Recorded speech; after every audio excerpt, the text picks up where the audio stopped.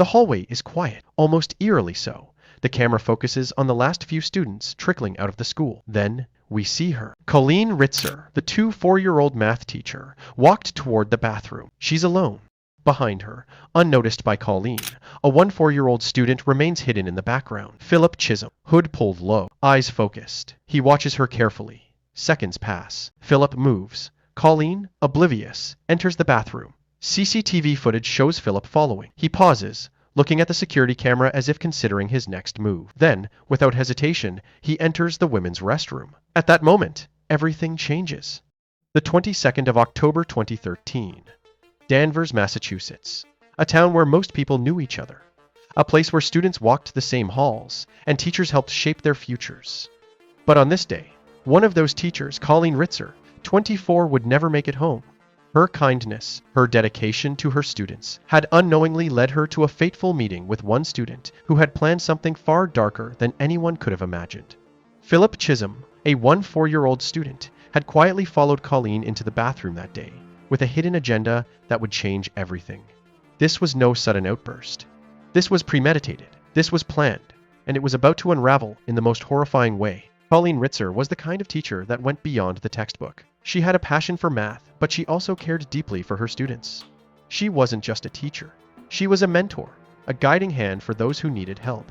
Colleen stayed late after school, offering tutoring sessions to those who needed it, always willing to lend an ear or a hand. She still lived with her parents, Tom and Peggy, in their home, a home filled with love, laughter, and family dinners. They cherished the small moments, the check-ins, the daily routines that made family life meaningful. Colleen, young and full of promise, had a future filled with possibilities. But on that Tuesday evening, her life was stolen from her by one of the very students she had tried to help.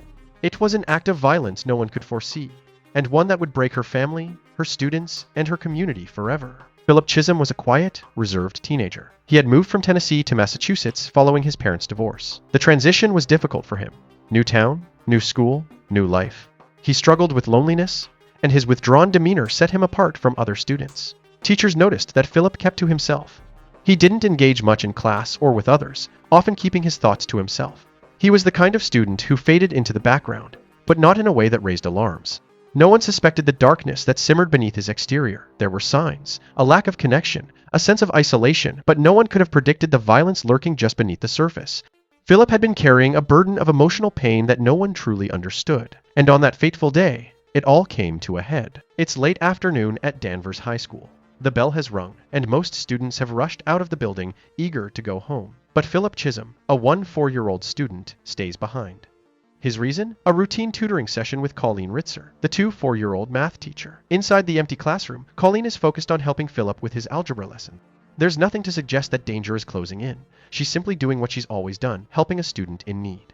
As the session winds down, Colleen excuses herself to use the bathroom. She leaves the classroom, unaware that Philip is no longer just the quiet student she thought she knew. He waits for a moment, and then follows her.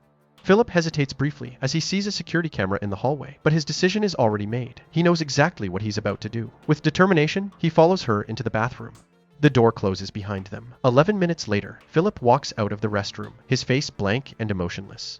A large, heavy recycling bin is rolled behind him, concealing a dark secret inside. Without a hint of urgency, he casually wheels the bin out of the building, unnoticed by anyone, as if nothing at all has happened. But in that bin lies the tragic conclusion of a twisted plan. The crime itself was swift, brutal, and cold. Colleen never saw it coming. In the bathroom, Philip attacked her with the box cutter, first strangling her until she was either unconscious or near death. Then, with terrifying precision, he stabbed her 16 times, 3 of the wounds severing major blood vessels in her neck. In those few moments, Colleen's life was violently taken from her. Philip's next actions were methodical, calculated. He didn't panic. He didn't flee. He simply went about his task, covering his tracks as best as he could. He changed clothes, hid Colleen's body in a trash bin, and wheeled it out of the school like it was just another day. It wasn't just the murder that was chilling. It was the calmness with which Philip carried it out. The deliberate way he moved, the lack of remorse, the way he went on with his evening like nothing had changed. As night fell, Colleen's family grew frantic. She hadn't returned home. She hadn't answered her phone. By midnight, her family had filed a missing person report. Philip was also missing. At first, investigators treated it like any other case of a runaway teenager. But as the details began to unfold, they realized something far darker was at play. CCTV footage from the school showed Philip following Colleen into the bathroom. But what really struck detectives was the coldness in Philip's behavior afterward. The box cutter, the stolen items from Colleen's purse, the blood-stained evidence in his possession, it all pointed to one horrifying truth. Philip had killed Colleen. But there was something even more chilling. When they found Philip wandering alone hours after the murder, he wasn't running. He was walking, almost aimlessly, a box cutter in his pocket.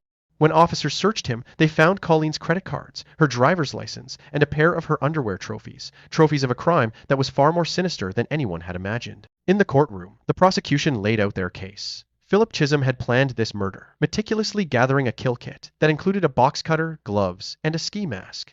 This was no spur-of-the-moment attack. Philip had premeditated this violence, and when confronted, he showed no remorse. The defense argued that Philip was mentally ill, painting him as a troubled teenager who had been emotionally scarred by his parents' divorce and the move from Tennessee. They suggested that a seemingly innocent conversation about Tennessee had triggered something in his mind, causing him to snap, but the jury wasn't convinced.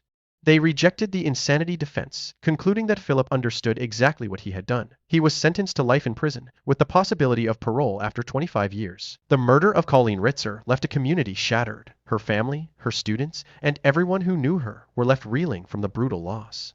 Tom and Peggy Ritzer had lost their only daughter, and the students at Danvers High had lost a teacher who had truly cared for them. Philip's crime forced many to reconsider how well we really know those around us. He was a quiet teenager, a student who had shown no signs of the darkness inside him. How did no one see the warning signs? But the hardest question remains, could anything have stopped it? The answer is, perhaps, nothing. Philip Chism had been planning this violence for far too long, and the consequences were as horrifying as they were irreversible. He thought no one would ever discover the truth. But the body he tried to hide in a trash bin exposed a darkness that would forever haunt a community. What are your thoughts on this case? Leave a comment below and don't forget to like and subscribe for more videos like this.